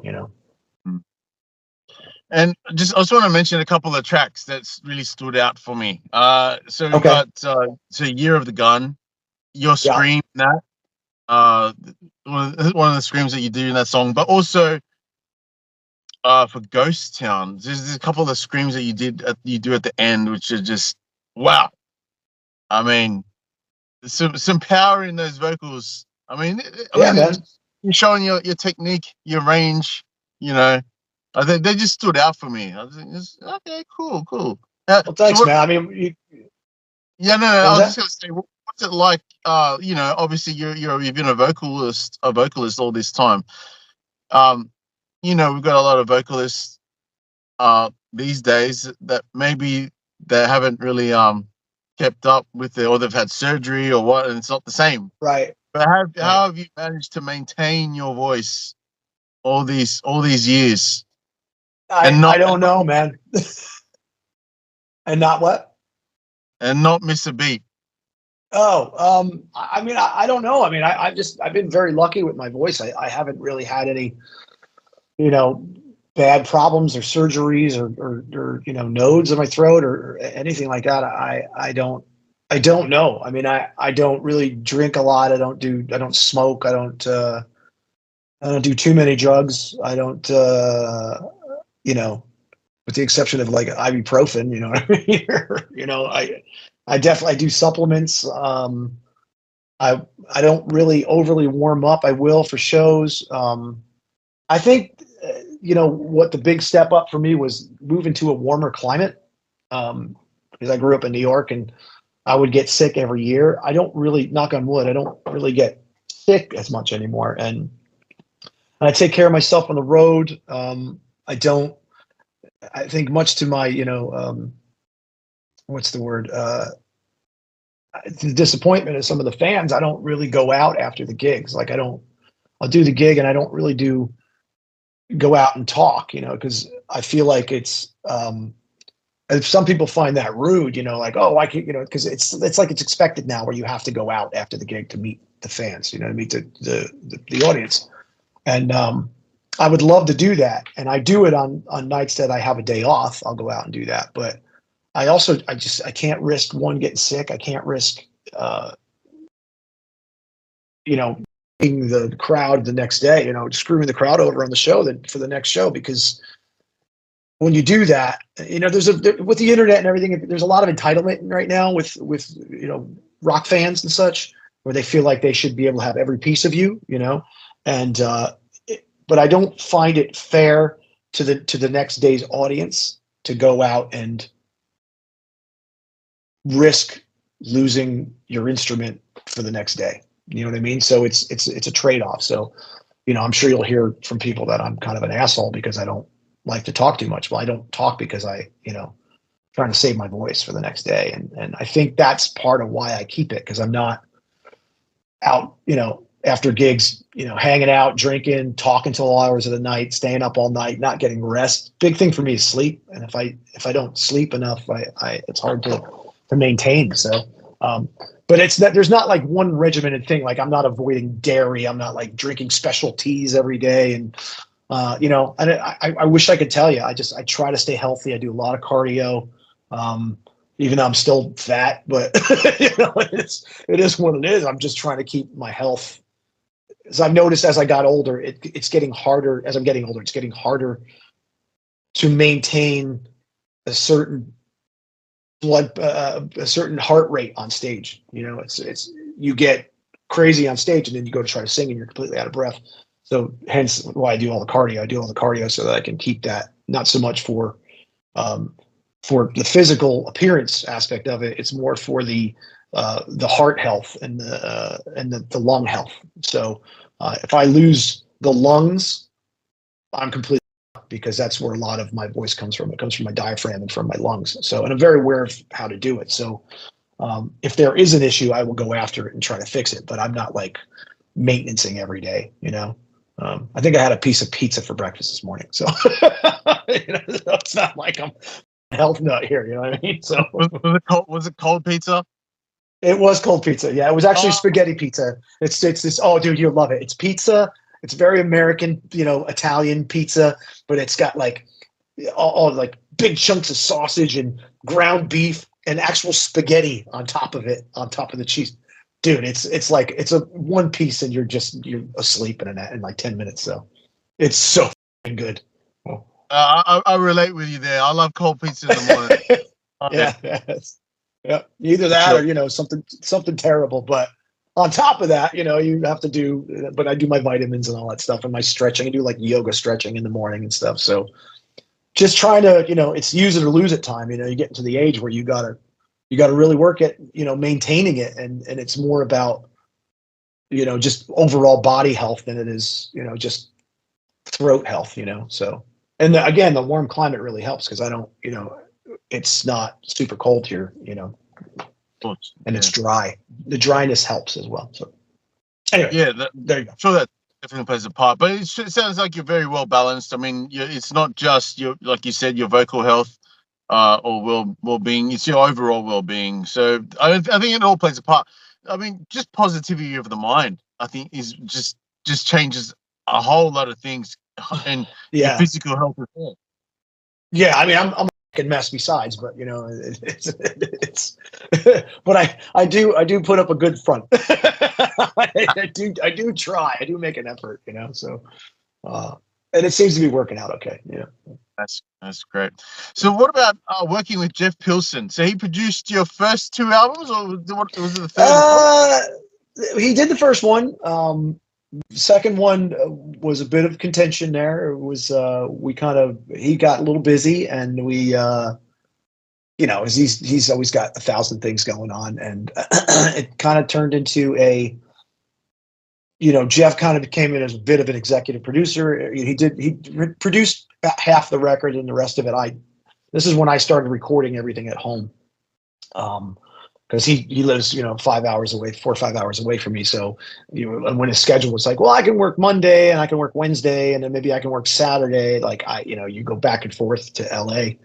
I said, I'm not doing that. So kind of spent a little money, got my studio to the point where it was a good for vocals, and just went from there.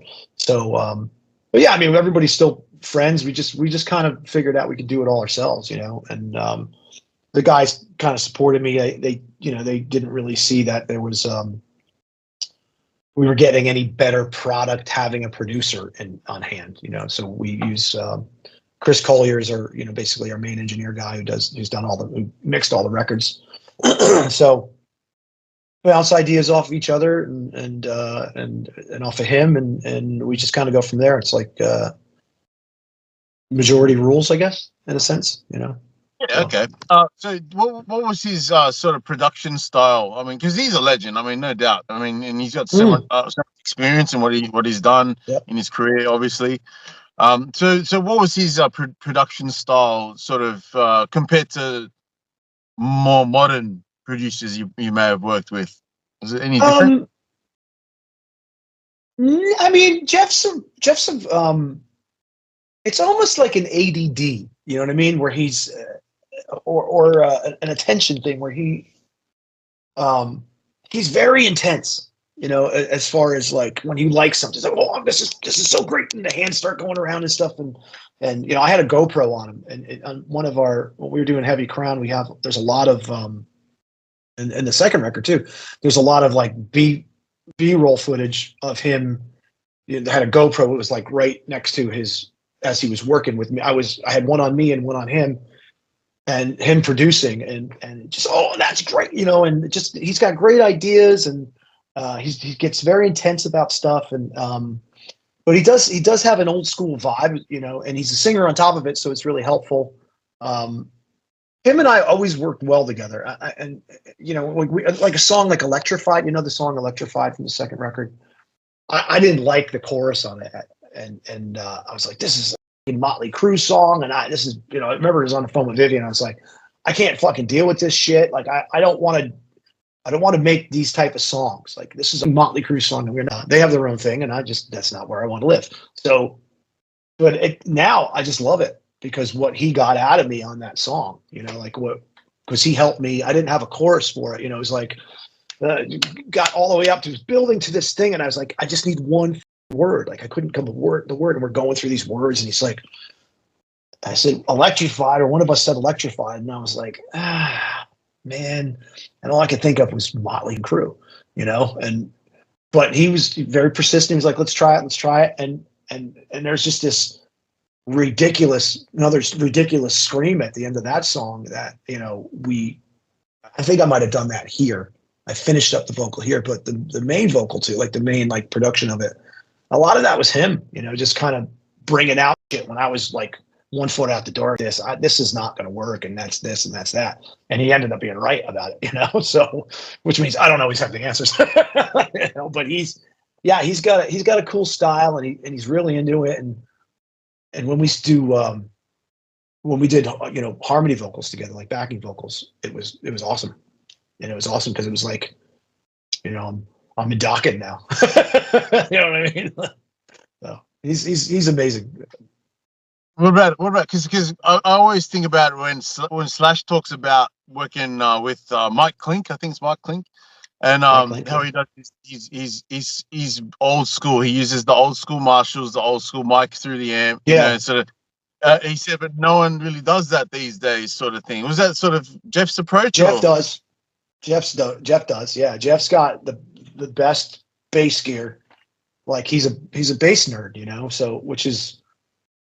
I don't think there's anything better than having a bass player, you know, do something like that, because most bass players don't want to be bass players, you know. So they want to be, you know, they're always the guy behind, you know. And Jeff is, you know, like a Jimmy or like a Phil, like he's a well-rounded player, you know. He can play guitar, he can play keyboards. He's a phenomenal keyboard player, you know, and a phenomenal singer. So, and he builds harmonies really well. But he's also got this collection of like, he's got just vintage, you know, bass gear in the studio, like vintage Ampeg stuff. Like, you know, I'm talking old 60s cabinets and the old heads and like the real shit, you know. And guitar wise too, he had, I think Vivian was using this old Les Paul Jr. that he had. He had this, the TV yellow Les Paul Jr., like 50s Les Paul Jr. And I think sounded great, you know. And we had, he's got some good heads in there, just old school Marshalls. And yeah, I mean, he gets great tones, you know, because a lot of times it's not that hard to when you have that type of gear, because it's just throwing a mic in front of it, you know. It's all just one mic. You could it's the whole Led Zeppelin thing. Like it's the whole Andy Johns thing. Like every acoustic, you know, thing that he did with Jimmy Page was a 57 mic. Everything's at 57, you know, and because that's all you need, because it's not so much, you know, there's obviously the mics out there that sound different. And, you know, like the mic we used was an old Neumann U87, I believe it was, or U47. I'm probably getting the numbers wrong, but it was an old school, like 50s microphone that you can't get anymore. So they don't make them anymore. But, you know, it's not super hard to get those tones when you have this type of equipment, you know. You have the right stuff, all the stuff that's made all these, the same stuff that made all these classic rock albums for years and years and years, you know. So he's definitely got that old school mentality and recording. And apparently him and Phil were recording together years ago. Like Phil did he produced a Dokken album, like one of the live Dokken albums. And I think that's where Jeff started getting into producing and getting into studio stuff. So, but again, you know, when you got a guy who's that talented, you just need to learn the art of recording in order to, you know, make that come alive, you know. And I feel like I've learned a lot from Jeff, you know, Jeff and Phil as well, you know, because they're just both really great engineers, you know. But they're not just nerdy engineers, you know, pushing faders and they actually have music background and they know how to get those tones so that you can just put that little, you know, 57 on a cabinet and it just opens up, you know. So yeah, I got nothing bad to say about Jeff. I love Jeff, you know. That middle of that record was it was stressful, you know, and we had to make a move. So and it just all came here, and I started producing the tracks myself, you know, with, you know, approval from the guys and stuff, you know. So Yeah. Well, how would you say your production style is different, or is it sort of similar in some ways? I'm a little more. How does it affect your overall sound? Would you say from a producer's sort of point of view? I think I'm a little harder on myself, I guess, than somebody else would be. The one thing I think that is bad when you produce your own stuff is that you're not getting that instant feedback from somebody. And again, I love that instant feedback, but there's stuff that, when I worked with Jeff that I didn't really dig.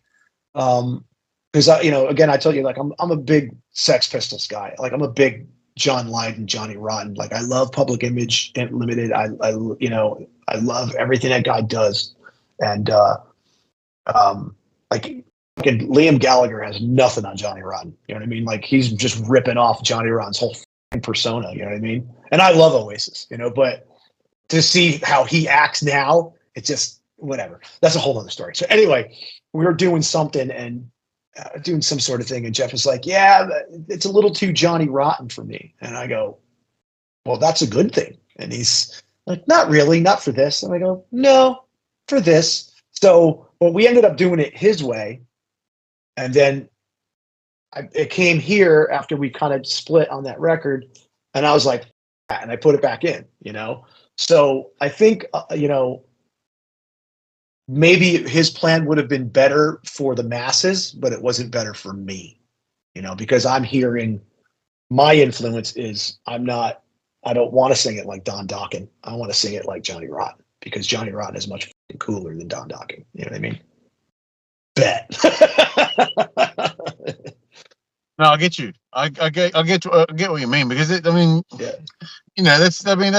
the whole creative process, collaborations and all that. But definitely, when you're more open-minded to things, I think you're sort of more willing to introduce different sounds and different. Yeah, and I think a lot of times a producer is kind of like being in therapy with a therapist, because there comes a point where you're like, I can do this myself. Like, I don't really, I know what I want. And with the exception of a couple little ideas, I may miss out on certain things, but I'm much more comfortable sitting in a room by myself and working it out, and then sending it off to somebody to act more of an executive producer role, where you can develop the idea, and then they go, hey, maybe try this. But you still have the power to go, no, I don't want to do that. Like, no, I'm at the point now where I don't want to do that. And I think that's the same thing with, like, when you're in therapy. You go to therapy to a point where you're like, I don't really need to go here anymore. Like, what's the end goal? When do you go, oh, I've done enough therapy, I'm not crazy anymore. I'm not, I'm not having an issue, with whatever I'm having an issue with anymore. It's not for the therapist to tell you that. It's for you to figure that out. And I think that's what producing a relationship with a producer is. Because as soon as I hear that there's a producer on things, sometimes I'm just like, ugh. Or like a video shoot, and there's a video director, telling you to, oh, we want you to act this part. Yeah, I'm not an actor. I'm a singer and I'm a musician, and if you want me to perform, I'll perform. But I'm not gonna, sit in the corner looking all pensive and like, this is not my thing. You know what I mean? If it's cool and I like it, I'll do it. But if I don't, I want to be able to reserve the right to not have to do that, to do what I want to do. So if it wanted to be a job, I just go get a job, so. Yeah, and I didn't mean that to say Jeff's not open-minded, because I think. Oh no, I know, yeah. I see where his direction, with his experience and with the what Dio was and all. I'm sure he's coming from that angle, but. Well, there was part of that too. There was something that happened with him too, where it was like, we were doing something and it was like, oh, Ronnie, I do something like Ronnie would love that, and I'm like that's cool. That's cool, when you think about it, and that's the fanboy, and it's, oh, that's cool, like one of your idols would love that, but I'm not doing it, and especially on the second record, I was trying to, kind of do something to get out of the shadow of that, in a sense, because that's where we express ourselves. Because it's always going to be there. The Dio thing is always going to be there. But when somebody's producing you and you're trying to create and you're trying to, just get in your own space, to hear that the guy that you were, you know, trying to, you know, match the intensity, match the talent, it's hard to, or at least, you know, be a close second. It's hard to be like, you know, to hear that. I'm like, I don't really want to hear that. You know, you know, this guy would have done that, or he would have done this. Like, I don't care. I already know what I want to do with this, and I appreciate the suggestions and all. But again, you know, nothing bad to say about Jeff. These are isolated things. You know, these are he's great at what he does, and I feel like if we worked together on something that was original, that was him and I doing something, I think it would be stellar. You know, I think it would be fucking stellar. So because he's a great sounding board. You know. But also you don't want to risk you know, sacrificing the authenticity of the product, right? Of the sound. You don't want to cheapen it and cheapen your own, like it'll be just a lesser product in the end of the day, and people can tell, the fans will know, oh, you're trying to be this, you're opening up to more. I agree. But if you take your own direction, it's like, oh, this is new, this is fresh. Right. Let's listen. Right. No, I agree. Again, it's just you gotta be yourself. You know, you can, and there's plenty of guys out there that, you know, imitate and, you know, live their whole life trying to be whoever. But, you know, even like guys like Scott Weiland and the first thing that comes to mind, you know, Perry Farrell again. You know, I mean, they all pulled from Bowie. You know, they all have things that they did that were very David Bowie like. You know, but I feel like they had to have their own integrity. You know, they had their own style, their own thing, and they may have elements of what that guy was doing, but what Bowie did, but not really like ripping it off, because, you know, Joe Elliott pulls from Bowie too. So those three guys are all completely different from each other. They have elements of what David Bowie did and what they do, but it's still their interpretation of it, you know? So, yeah, I think I really, I'm more familiar when we talk about Scott Weiland. I'm more familiar with his Velvet Revolver stuff than the Stone Temple Pilots. I know all the hits of the Stone Temple Pilots, but I hear a lot more of the Bowie side with the Velvet Revolver, when the more the deep voice sounding, the more character based sort of feel, and he sort of, I don't know, like he's an amazing vocalist, and he always was, but he had he sort of, I don't want to say he changed his voice, but maybe that is the wrong term. But with a Velvet Revolver, it was a whole new thing. It was like a rock guy, more of a rock thing, I guess, you know. But again, you know, you a guy like that's coming into, from the alternative world, he's coming into a band that's basically Guns N' Roses, and you're trying to, you know, marry the two and keep the audience engaged. You know, that's a tough thing to do, you know. I think he did that was some of like what you're sort of dealing with now. He had to sort of not try to sound like Gunners again. You know, he had to try and make it happen. And to the point where Guns N' Roses are playing like Axl singing Slither, and it sounds perfect, you know, but, you know, Gunners, they're playing Velvet Revolver tracks, you know. And no kidding, I didn't know that. Wow. Yeah, that's what I'm saying. So, I mean, I think Scott, he perfected that, but that's what you're dealing with. Yeah, in a sense, yeah, I guess so. Yeah, sort of in a sense, yeah, but trying to maintain the authenticity as well. So yeah. I mean, the difference is those guys actually had names when I came into it. He had a name when he came into that band already, and his own established thing. You know, me, I'm just, you know, little Andy Freeman from upstate New York. You know what I mean? Like, yeah. So. All right. Yeah. Look, that's. I've asked all the questions. I've got a couple of more to go. So just quick ones. So what's in the future for you, Mr. Andrew Freeman? Any new projects coming up? Yeah, a lot actually. Working on something with Craig Goldie. New Last in Line record I'm in the middle of right now, doing pre-production for that. What else? God, I may be doing something with Tracy Guns. I don't know. We talked about it over the summer. That's a possibility. I have a solo track that I'm trying to find time to record a video for, because, you know, again, I do it all myself. So I'm set up in the garage to do the video, but I just need the time to go get the hair done, have the hair done, and get out of my life, you know, and go do that. So as soon as that happens, I'll probably put a track out. I would really like to work on more of that, more of my own stuff. I just finishing up a record for Escape Records.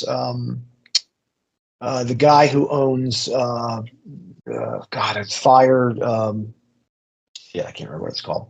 It's an online zine or an online magazine sort of thing. Out of England, he's doing a record. I think I'm singing on that entire album. I did about 9 tracks for this next Khalil Turk's. Khalil Turk owns Escape Music, so he does a thing. It's called Turkish Delight. He's the 3rd record. So I've done a lot of those tracks. I'm trying to look on the board. I have everything up here. I have one coming up. Yeah, man. I guess that's about it. But there's, you know, I'm finishing up some gigs with. I got one more gig with Jack Russell's Great White to finish up their commitments, and that's about it. You know. That's about it. It sounds like a lot, but it doesn't seem like a lot. You know? It sounds like a lot. I got to cut the grass. I got some gardening I got to do. I got to paint the house. Yeah, like that shit. That's real shit, you know. I got to make dinner tonight, you know, for the family. So I'm a busy guy. That's so good. Yeah. Yeah, man. We're all excited to see what's coming up in the future. Obviously, Last in Line, whatever you've got coming up is going to be fantastic. It's great to have insight into your musical knowledge and your approach to music and your influences, just to get the all-round view of Mr. Andrew Freeman. I mean, that's yeah, man.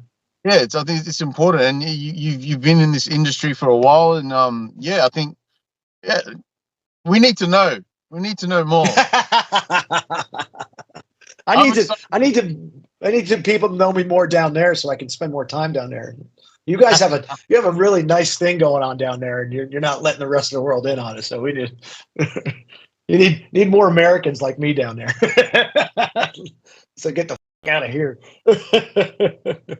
Yeah, I'm gonna hit up Craig, Mr. Goldie, and say, hey, I didn't know you with Andrew Freeman. So yeah, let's try and because he did say because he didn't have anything released, so he didn't want to. Yes, but maybe this is a sort of a reason I can sort of get in there. So we'll see. I'm excited. I'm very excited. Yeah, I think you'll dig it. The first song's pretty cool. I gotta get on it and get a couple more. But there's just this next couple of weeks are just so packed with crap that I have to get done that I'm gonna have to call him and be like, hey man, I'm gonna need a little time, you know. So we'll see what happens. Sounds great. Well, thank you so much again for your time, and it's thanks, an honor brother. to talk to you, and we'll catch up again soon. Yeah, bro. Thanks, man. I appreciate it. Ed, I'm going to keep stealing your videos, and thank you for contacting me about this. And I hope I didn't take too long to, you know, run off at the mouth. No. It's the overall view. We want to get it's unhinged, you know. Yes, sir. Yes, every aspect. Yeah. Thanks, man. Thanks, buddy. Take care. Talk soon. Bye.